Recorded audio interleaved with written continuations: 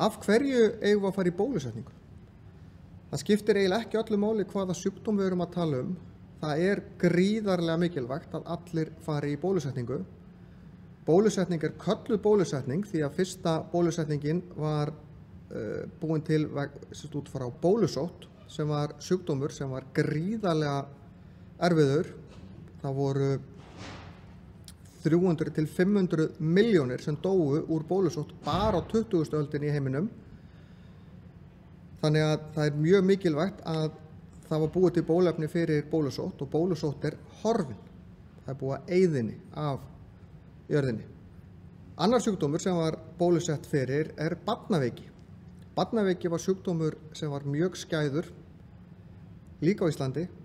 Ég þekki sögu af prestshjónum sem að mistu 6 börn á einni viku. Dó 1 á dag, þau sluppu einn daginn.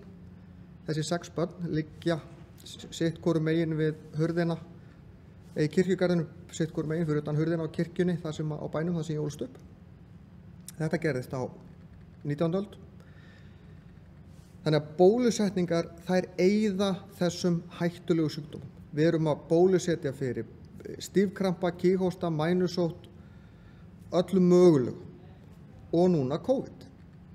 Það geta fylgt bólusetningum aukaverkanir en líkurnar á alvarlegum aukaverkunum eru afskaplega litlar og hættan af bóluefnunum sem er alltaf einhver er hverfandi við hliðina á því að fá sjúkdóminn. Þetta er þannig að ef að of margir bólusetja ekki, að þá er hætta á því að við fáum upp sjúkdóma sem að við ættum ekki að vera að fá upp. Eins og til dæmis það kom upp mislingatilfelli alltaf annað slagið í löndunum í kringum okkur sem ætti ekki að gerast. Af því að það ættu flestir að vera bólusettir. Það hefur verið í gangi umræða að bólusetningar og sérstaklega bóluefni sem heitir MMR valdi eða geti valdið einhverfu. Þetta er kjaftæði frá upphafi til enda. Þetta er grein í læknablaðinu Lancet sem kom 1998 eftir lækni sem hét Andrew Neitfield.